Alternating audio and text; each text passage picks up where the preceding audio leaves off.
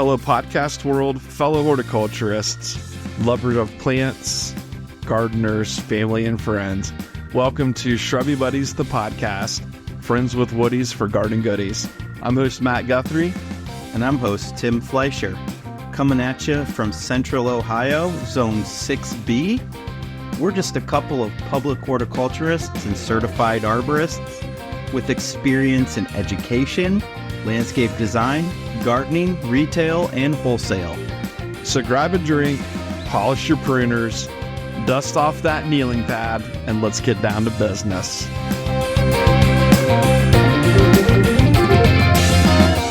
Hey, Shrubby Buddies, and welcome to this week's episode of the podcast. I am Matthew C. Guthrie the First, joined with Timmy Timbits, 20-piece variety pack Fleischer. Hey, buddy. Hey, how are you? Really good. Yeah? Really glad to be here today. I am really glad also to be here today in the Mercury Room with you. On a Sunday. On a Sunday. Like it's supposed to be. Fantasy draft night. Yep. I'm just going to stick around and just draft here. We got B-Dog in the house. She's going to draft with us. Yep. Brenna stopped by.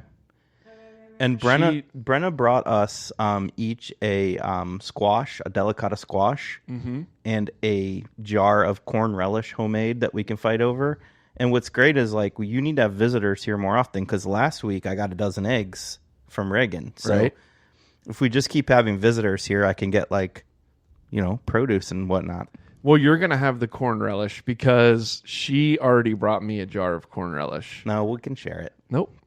It's all you, bub. Can't wait to slather that on a hot dog. It's good on a hot dog. I mean, I ate like half of the jar was just eating raw dog. Yeah, I know. Right out of the freaking jar. Spooner. Yeah. Spoon man. So what's going on? Nothing. We've just, cooler weather settling in here in Ohio. Feels a little bit more like fall. Things at work have been fine. Still just kind of in that limbo mode, waiting for planting season to arrive. It's going to be a very productive week with the highs in the low 70s. I feel like we're going to get a lot done at work. Yes, it will be productive. I think that I can't speak for you, but I would say that most of my weeks are pretty productive. Yeah, mine are too. Yeah. It's just different types of production you depending are on the week. a very productive person for sure. Thank you. Yep. Thank you.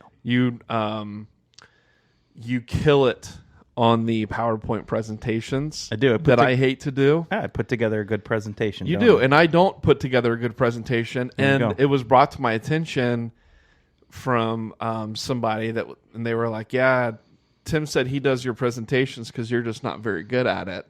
Oh, so I never told anyone that. You just don't have the patience to sit down and muck around with a presentation. And I do. I know, and it's fantastic. And I don't have the patience to cut down the trees with chaps and a helmet on when it's 90 degrees out. I know. And you do. I know. So there you go. Oh, man. Did I strike a nerve? No nerves strucken. Okay, good. What's been going on with you at work? Well, at work. Well, I was going to say what's been going in life. In life, yeah. Yeah. I'd rather do life. Okay, life. So Amelia had her first soccer game today, first real game.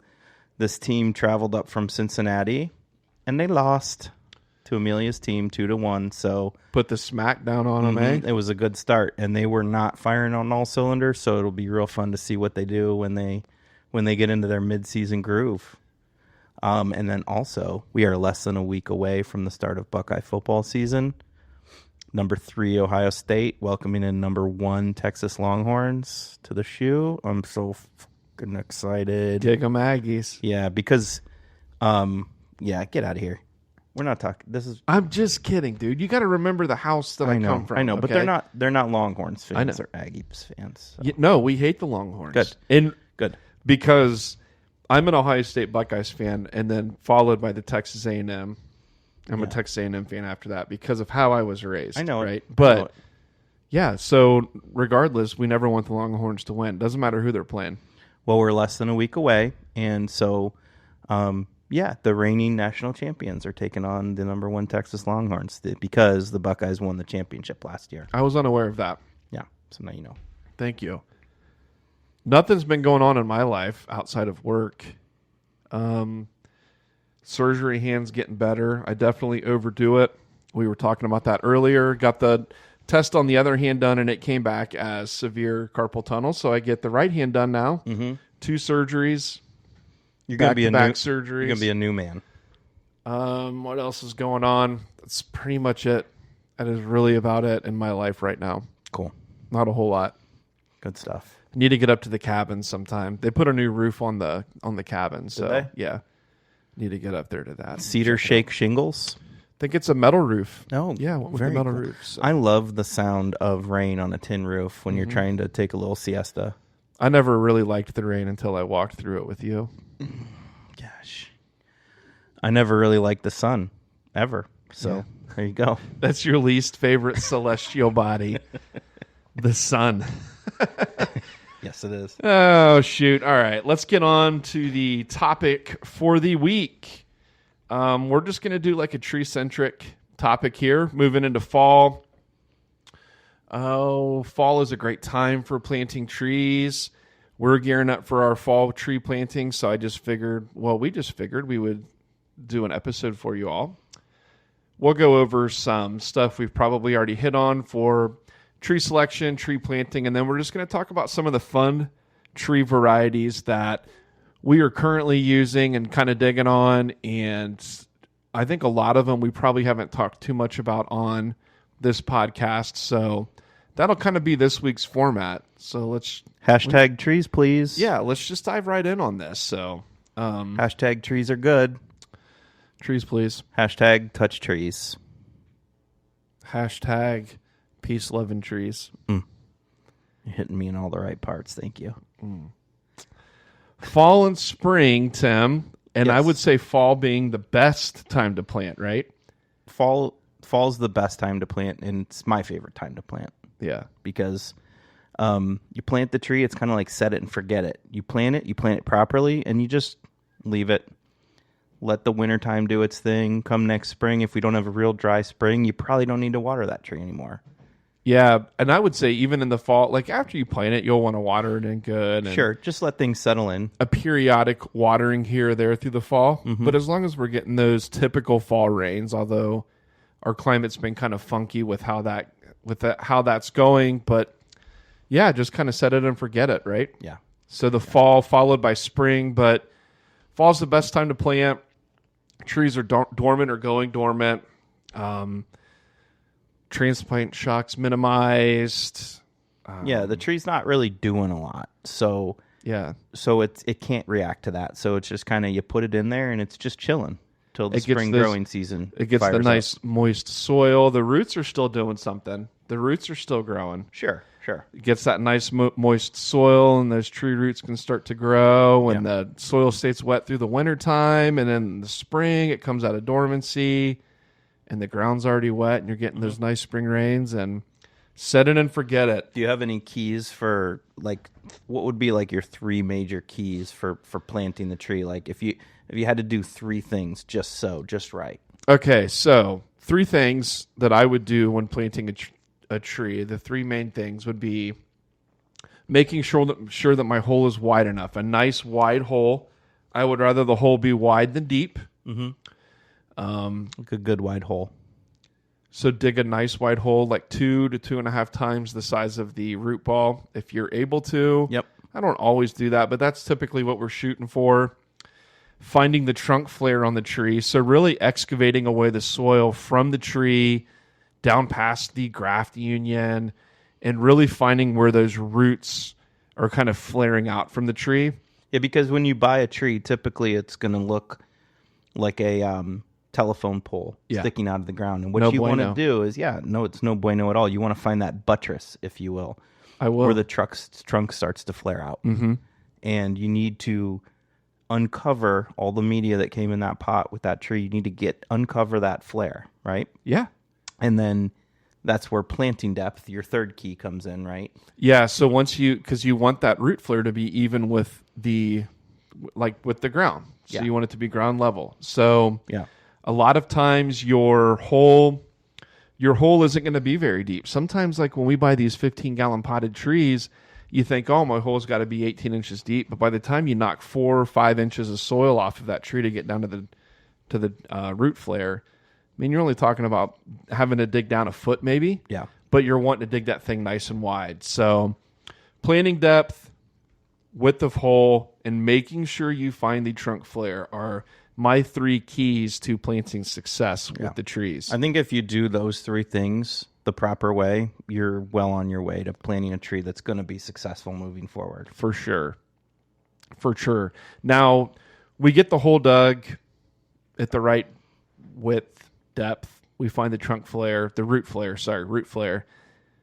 What do we do as far as like when we actually go to plant it? So are we just using the native soils that we pulled out of the hole? Are we taking those soils away and just putting in like fresh, nutrient-rich topsoils and composts and peats and things? Are you asking me? Yeah, I'm asking you. I'm a native soil guy. Okay. I'm putting I'm breaking up any big clods and I'm putting the native soils back. I feel you. For the most part. I feel you. There are situations where you might be adding some amendments to the soil. Mm-hmm. Maybe you're planting a tree straight. What do you call it? When there's been like a new build in a house and you're just like digging in gravel. Yeah, so that would be like, it would be like, what did I call that? I don't know. A construction fill or like so it would just be like in a lot of these new housing developments, they just strip the topsoil off right down to the shitty clay, and you get like just chunks of concrete and gravel and everything else. And all they're doing is they hit that with like a tiller or something, maybe to level it out. They throw sod on it and water it. So it wouldn't hurt to add in that situation maybe some construction fill, some soil with some nice organic material, some loose soil to that. But for the most part, using your native soil back in, or at least mixing it with your loose organic soil, is best because it's going to be sending it out its roots in that native soil. Mm-hmm. So it needs to get used to it. Yeah. So yeah, adding a little bit if needed, adding a little bit of stuff, mixing it together in like a wheelbarrow or something and replanting that way. And no fertilizing. Everybody wants to get fertilizer for everything, and we don't need to fertilize new trees because you've got these roots that have been chopped up and they're very sensitive, and a fertilizer can burn all that sensitive area. Yeah, so fertilizer, no. There are some nutrients, nutrients, rooting hormones, mycorrhizal type things you can add into the soil at the time of planting that help promote root growth. But yeah, most of the time these tree fertilizers that people want to use are going to be like it's a scam, high in nitrogens and things like that, and we don't necessarily want that. So cool. So you're a native soil guy. I'm a native soil guy, unless we feel like we need to work in some non-native, like more organic soils. But so after we get the soils put in and everything, what I like to do personally is give it a good drink of water, right? Mm-hmm. So rather than a lot of people want to do the old stomp around the tree to pack that soil in there, again, not very good. Like it's just not natural to pack it in there. You're just like over compacting soil. So it's best once you get it in there to kind of work that soil in with water. And while you're doing that, you're giving the tree a drink of water. You're really hydrating the soil that's there, and that'll help the soil settle in down around the root ball. And then I like to put it on a very slow trickle of the hose and leave it up by the trunk of the tree and just let it sit there for 15 or 20 minutes and really soak that tree in. I'm team trickle. Yeah, you are. For sure. And then how about staking, Matt? Do you stake every tree you plant? Because no. Okay. Oh. I don't. I prefer not to stake if I don't have to. Mm-hmm. If I feel like the tree's loose in the hole, or if I know it's in a wide open area that's going to get a lot of strong prevailing winds, like out of the west here, I will stake the tree. The reason I don't like staking is because I really need, one, I know how to stake a tree properly. I think there's a lot of people out there that stake them way too tight, and it can actually girdle into the tree because they use the wrong materials and things like that. But for me personally, it's about the tree building, the trunk flare. So what gives a tree its strength, if you look at a tree, especially one that's out in an area that gets a lot of wind, that tree has like a very defined trunk flare, trunk taper to it. Comes down and it just gets wider and buttresses out towards the ground, right? Kind of like the root flare we were talking about. It gets that as a reactionary process to the tree moving in the wind, right? So the tree's reaction to being bent over in the wind is, oh, I need to strengthen myself. I'm going to build up this wood at the base and make me stronger. Well, if the tree's not moving because we have it staked, it's not allowing itself to build that trunk taper that we want to see in a tree. So it's like the same principle as when they build like giant skyscrapers. Yeah. Those things move quite a bit in the wind back and forth, because if they didn't, they would just topple over. Yeah. And a tree needs that same sway. It needs that sway. But if you are going to stake, and when you do stake, don't leave that stake on there for longer than a year. I hate seeing these trees that people leave staked for like 5, 6, 7, 10, 15 years even. Yeah. And then when they finally undo it, these trees just like, first strong wind that comes through, you get a little derecho action, little straight line winds. Boom. Bada bing, bada ching, no more tree. And you notice too, when they're staked for that long, it inhibits the growth. Like they're all stunted. Stunted. So, yeah. And then I like to resist the urge to prune newly planted trees. It's personal. It's a personal decision of mine.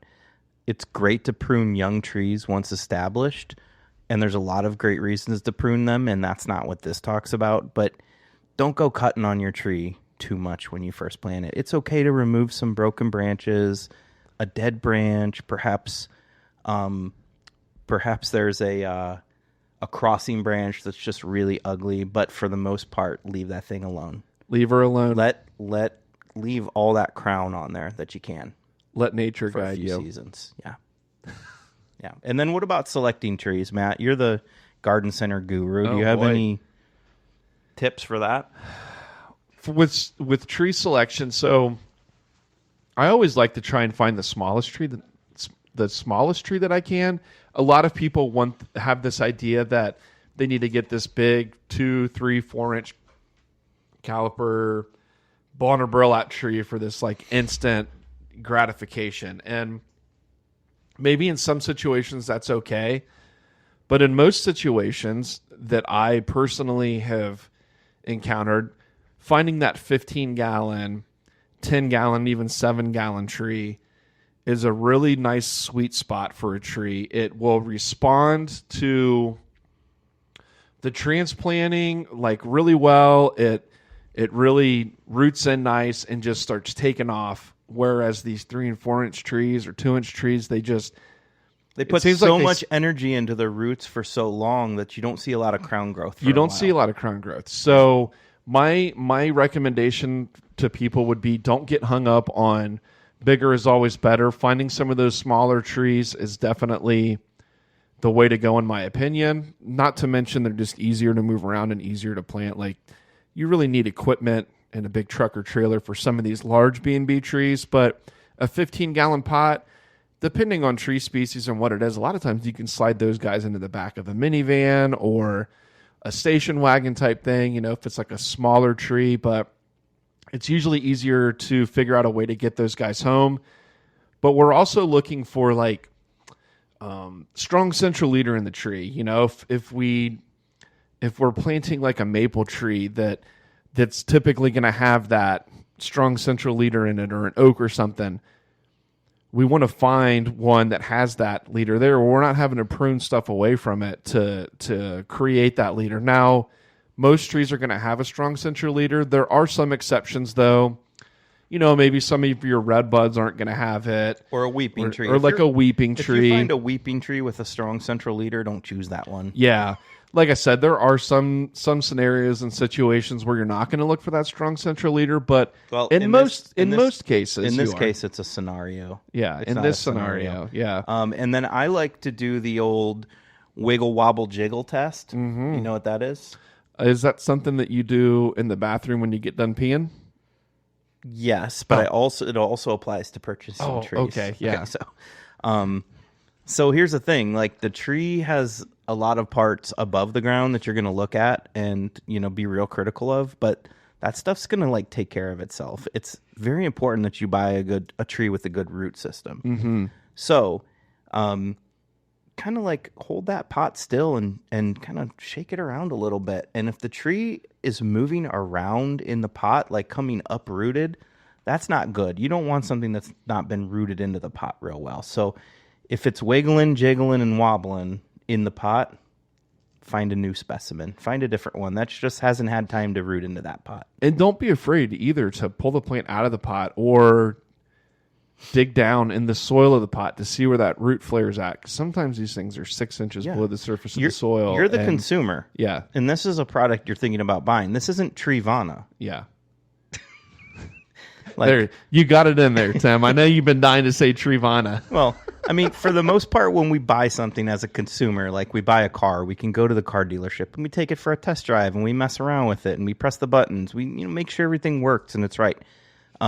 This is no different. Make sure it's because what I say Trivana is there's Carvana where you just like order I think we get it. or order a car online and it's just shipped to your house and it's like, here's your car. I think we get it. Maybe it doesn't work. Yeah. So yeah, no, muck around with it a little bit. I would say definitely you can pull it out of the pot, look at it, see what the roots look like. Maybe one, it's not rooted in, or two, maybe it's the roots are so root bound in that pot, like you're going to spend an hour cutting girdling roots out, and before you know it, half of the root system of this tree has been pruned out of it just to get it to be to a place where it can be planted, because we don't want these girdling roots. They're just going to continue to wrap themselves around in a big circle and cause nothing but problems down the road. So don't be afraid to pull it out of the pot, look at that, dig down in the soil, look where that root flare's at. Make sure that you're getting the best tree for the money, because I know for me, like, and probably for most people, like, trees are an investment, $250 for a tree, or if you're buying multiple trees, it's not hard to get to well over $1,000 just buying trees. So really make sure that you're getting the best value for your money. So wiggle, wobble, jiggle. Wibble, wobble, jiggle. Just like in the bathroom. Mm-hmm. Yep.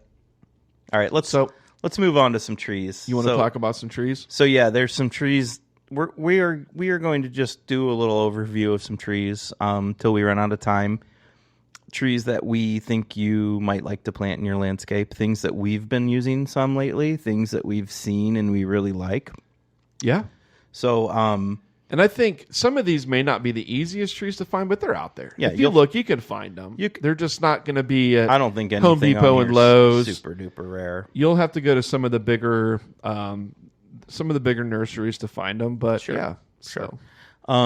Why don't you have the honors of introducing the first tree we're going to discuss today? The first tree that we're going to discuss today is probably going to be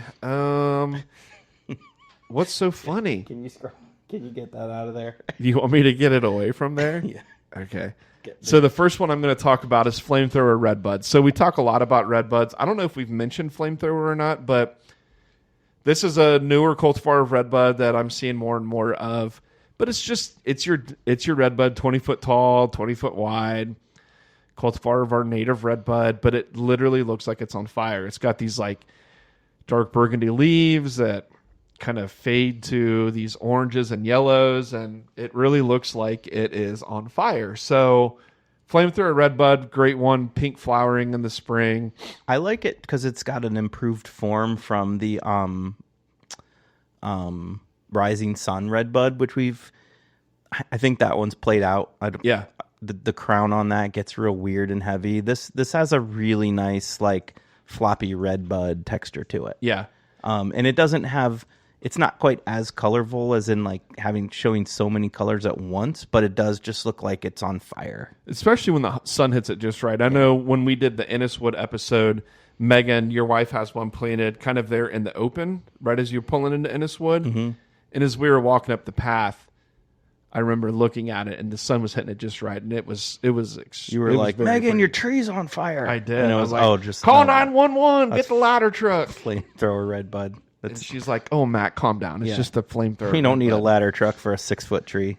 Yeah, just sprinkling can. Yeah, it's a good redbud, and there's so many redbuds, but that's the one that we're mucking around with right now. Yeah, I know what you're saying, bro. What else you got? I'm going to throw out Metasequoia. Okay. Dawn redwood. Okay. Which is a tree that I really love for a big open space if you have that. It's a deciduous conifer. Ooh. So it loses its needles, which are leaves. But throughout the year, it looks like an evergreen. It has that like needled appearance. And I like this tree because, well, there's a few reasons, but I'd say my main reason I like a metasequoia is the growth rate. I mean, you get like 3 feet of growth per year on these babies. Yeah. And you could really watch this tree over the period of a couple years and actually be like, wow, that thing just grew before my eyes, literally, right? Yeah. And on top of that, it can take dry, it can take wet, needs full sun, but apart from that, it can take the shitty soils, it can take the good soils, dry, wet. It's a good performer. And not to mention, I'm going to let you get into a cultivar that you had listed here, which is a really cool cultivar, but the fall color on them is beautiful too. It's this like bronzy orange. I don't know. It's just call a it really like rust, a rusty orange, like fancy rust. Yeah, okay. It's not like fancy rust. It's not like. Is that a Crayola color? Yeah, it's. Okay. I mean, you hear it's not like brown, but it's like a really nice like fancy rusty color. You know, every year we get residents that call in to work. And they're like, the pine tree. Oh, your pine tree out here is dead. It dropped all its needles and just died. And then we go out there and it's like, it's a Don Redwood or it's a bald cypress. Right. It's like, okay. Right. You clearly don't know. Great fall color, great street tree, tough as nails. And Matt mentioned the cultivar I want to talk about, which is Ogon. Common name is Gold Rush Metasequoia. And it's everything we've just talked about, but the foliage is like a bright chartreuse, and it holds that all season long, which is great. It's not like it comes out chartreuse and then fades to green. It holds that all year long, so it can really brighten up. It can really brighten up like a corner of a yard or something like that. Yeah. Yeah. Absolutely beautiful. And there's so many cultivars of Metasequoia, so it's a good one to muck around with, I guess, is the word of the day. It's a good one to muck around with if you've got some space and stuff. Okay. Yeah. I like it. I'm going to talk about Golden Shadows dogwood. I planted one at my house. So this is a Cornus alternifolia, or the alternate leaf dogwood. I'm looking at it right now. It's so nice. And this is one called Golden Shadows that stays a little bit smaller than this species and has a really nice yellow and green. It's like a green center with yellow margin, variegated leaf on it. Very, very nice, kind of open, airy, horizontal branching habit. Creamy white flowers in the spring. Beautiful fall color. I don't know what else to say about it. Well, I'll just go backwards. And you mentioned it was a native dogwood, Cornus alternifolia. Yeah, and it has a characteristic of having alternate leaves instead of opposite leaves, which is a dogwood feature. So it's unique in that way. It's like a good talking piece in the garden, and it's a great native. I remember when Andrew Lane Gibson came and we were looking for that Erebus, and we went frolicking down by the waterfall there, and he just noticed that pagoda dogwood just stretching out over the waterfall, and I'd never noticed it before, but it was so beautiful. So it's a really great native, and it might be a tougher one to find, especially in a single trunk. I think you find it with multi-stem a little bit more readily, but this would be more of the single stem. The Golden Shadows is more of a single stem tree. And did you find that at like a...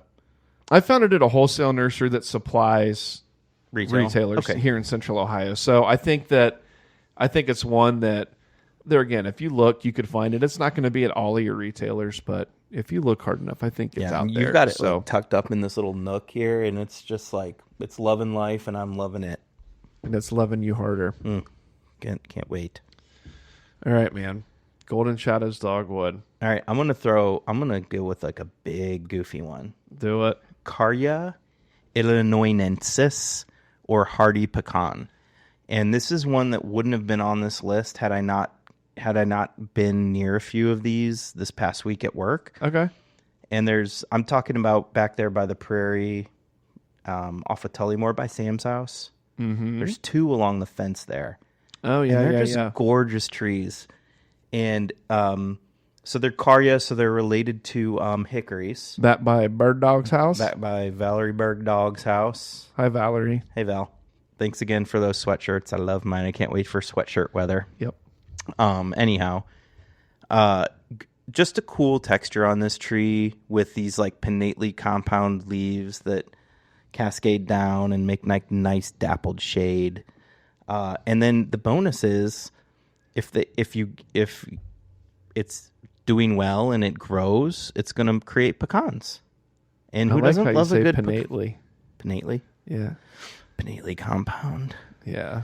Makes my BH moist. It does? Yeah. Okay.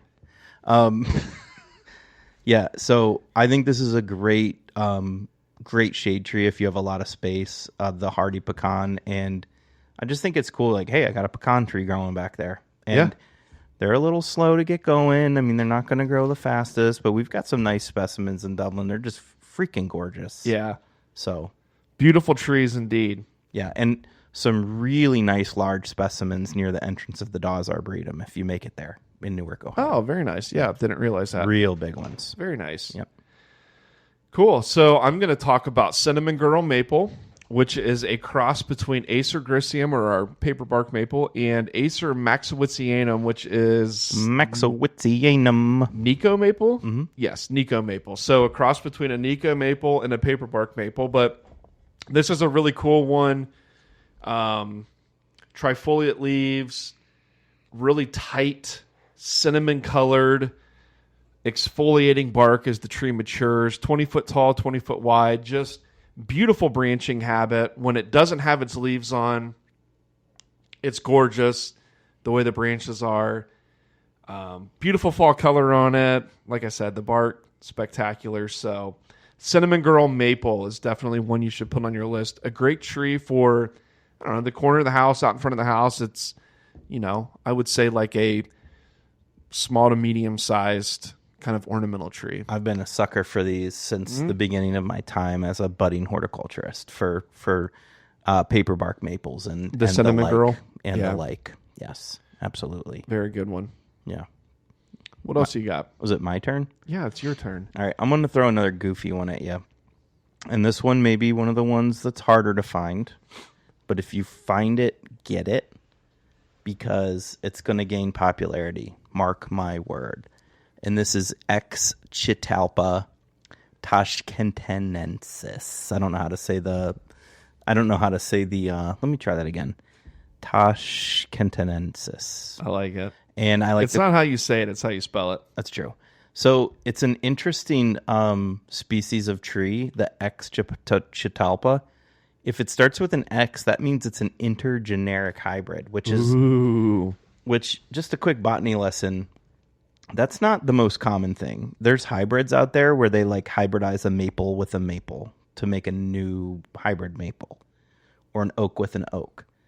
This is hybridizing a catalpa tree with a desert willow tree. So it's two trees that don't have a really close relation.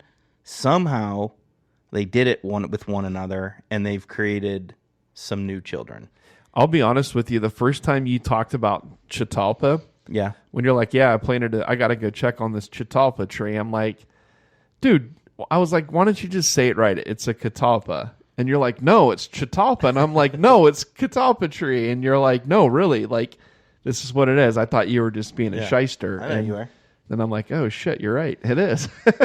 So it's a cool tree. I mean, if you look at it, you just think it's a catalpa tree. It has these big, wide leaves, big, wide, heart-shaped leaves. It's a Google it. It's a tree. I know that tree. It's got these big, wide leaves and these big, long bean pods that hang down.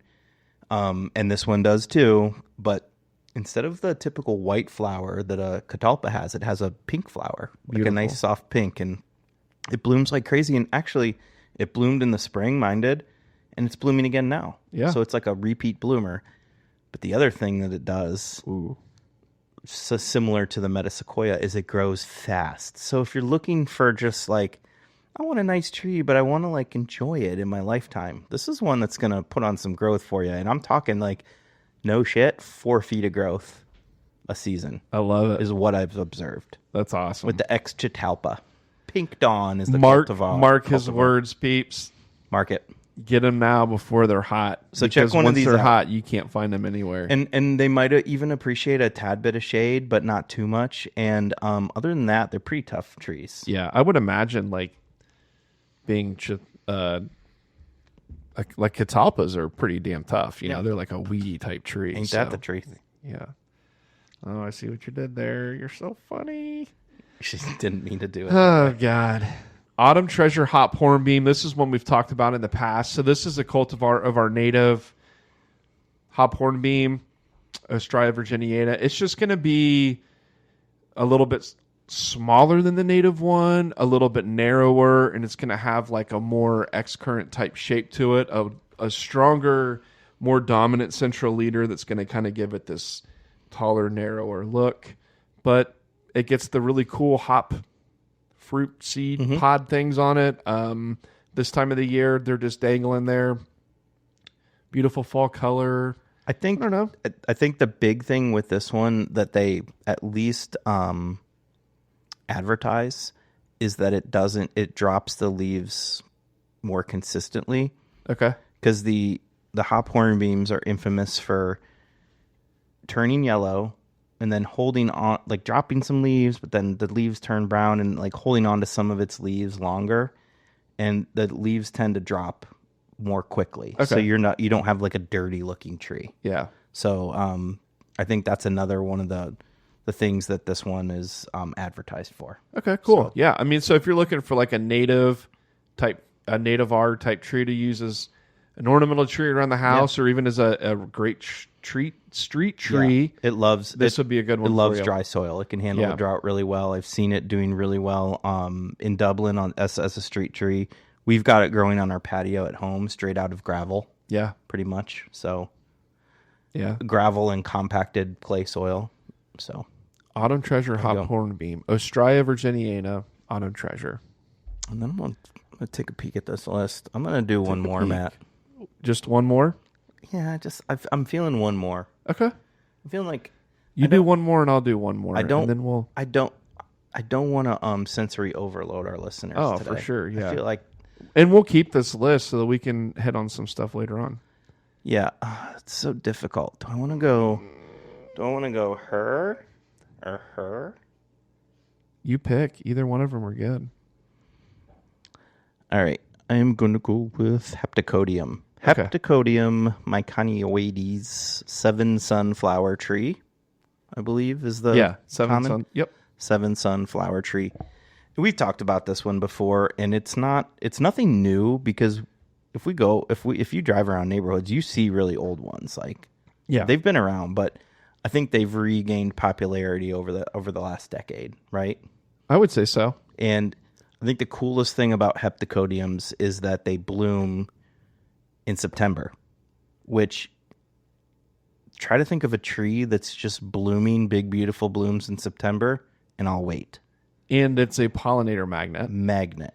And it's one that I recommend often to people that want to plant crepe myrtle in central Ohio because they like that bark, right? Correct.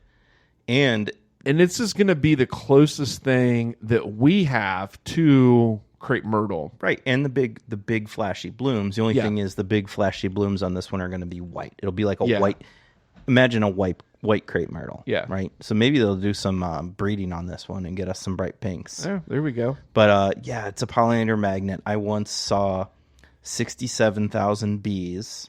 Yeah, I remember that day when you stopped and counted all of them. And 800 monarchs on one blooming Heptacodium at one moment in time. And it was just one bloom on the tree. No.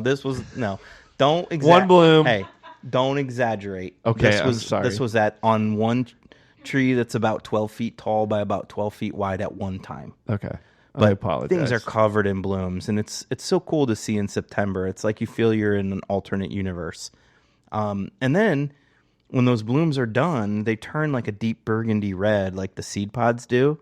And I know when I first started getting this tree, you guys were all like, "Oh, you're planting another one of those sedum trees." And I looked at it, and it looks kind of like a like a autumn joy sedum. I don't ever remember calling it a sedum tree, Yeah, but but okay, I got a maybe. better memory than you do Well, when it comes to apparently. things. You like are that. much younger than I am, so I am. that makes sense. So that Heptacodium myconianoides, seven sunflower. Yeah, It's a tough specific epithet. We've got a couple of those today, but yeah. And of course, they're ones you picked. yeah, 'Cause I it know. wouldn't be Yeah, you if you didn't. I can't you make it weren't a pain little in the ass. difficult. So All right, so the last tree I'm going to talk about is Goldspire Ginkgo biloba Goldspire. I'm looking at one right now. Oh yeah, I mean, because I have one at my house. Oh. So shoot me. Okay, so this is going to be a. I'm not even a gun owner. Okay, yeah, you are actually. You own a pellet gun. Yeah, I own a pellet gun, but I'm not gonna shoot you with it. You own a Red Ryder BB gun. So this is going to be a shorter, narrower form of ginkgo, one that can work into the landscape better than some of the others, because ginkgos will typically, with time, get to be monstrous trees. Now there are fastigiate forms and things, and some very small collector weeping forms, and some of these little guys. But for the most part, this one here is going to get 15 to maybe 20 feet tall with time. But I mean, we're talking like 6, 7, 8 feet wide. Nice pyramidal form, like typical ginkgos. Really pretty, kind of. What color green would you call that? Like a olivey green Matte. colored, a matte green Matte leaf. with an E, 2 T's and an E green. Beautiful, beautiful, bright yellow fall foliage, and they drop all their leaves like in 2 minutes. It's like 1 second the tree is full of leaves, and the next second it's defoliated. Ginkgos, So- I would say ginkgos are in the number 1 tier for fall color. Yeah, You know, because absolutely. the yellow, gold yellow they provide is just so clean. And you know the other thing about a ginkgo tree is how damn tough they are. They are. I mean, The only- these things have been around since the beginning of time. They have, and the only and I'm not even going to talk about the fruits, but the only drawback I see in a ginkgo is the rate of growth. They're very slow. Yeah. like we're talking just a couple of inches a year. So that's the drawback. The And it's- drawback. I mean, I would say nothing's perfect. Nobody's perfect. mine's probably put on a little bit more growth than that, but maybe just because of the cultivar that it is. But they are wonderful trees. I love a good ginkgo. Me too. We're gonna finish it on the Goldspire ginkgo. How's that sound? I like that. Yeah, And there's lots of wonderful cultivars of ginkgo. If it's something you're interested in, yeah. get out there and check them out. There's like Fastigiate ones. there's little dwarf ones that grow like little meatballs. There's the think I already cultivar talked about this, but- horizontalis. Uh-huh. Have you ever seen this one? There's one at what's the arboretum in Cox? Worcester? No, not Cox. And not Ball's Arboretum. The one in Worcester. Oh, Seacrest. Seacrest. Yeah. Seacrest. They've got a really nice horizontalis, and it's just like this tree that grows. I can't even tell you how tall it is, but it's just really wide. Like the branches go out horizontally, and it's really cool. The biggest ginkgo tree that I've seen in Ohio is right down the street from Brenda's house in Urbana, Ohio, right on 36. As you're coming into 36 from Marysville, it would be on the left. There's a house, and it's like just this monstrosity of a ginkgo tree that's there. But the biggest collection of ginkgos that I've ever seen is, it's south end of Columbus, not German Village, Marion Village. What road is it that goes through Marion Village? High Street. Is it? Yeah, I guess it would be High Street through Marion Village. And if you pay attention, there are some huge ass ginkgo trees along that stretch of High Street, Okay. down through the Marion. All right, Village. local So, listeners, if you want to take a little ride and see the ginkgos, yeah, there's some really big trees down there. So, yeah, get yourself some South High Buckeye donuts and look at the ginkgos. ginkgos. Whew. Anyways, Getting warm. cool, man. Well, that was a fun tree episode. That was good. I We mean, haven't there talked were trees in a while. we haven't, and there were some other trees on this list, but like I that's all I was feeling for the trees. Like I wasn't feeling anymore. So Yeah. I'm done. You getting hungry? No, I'm just getting No. I'm like hungry. treed out. I'm hungry. So, cool. Well, peeps, thanks for listening. As always, I was I'm Matt. born hungry. Yeah, you were. I'm Matthew C., the first, Timothy D. Timothy D. Fleischer, the first. And yeah, we'll be back at you next week with who knows what we're going to have on dock for next week on the docket. Yeah. Who knows, but you'll like it. And thanks for talking trees with us. Yeah, absolutely. We love you all harder plus 2. Bye. Bye-bye.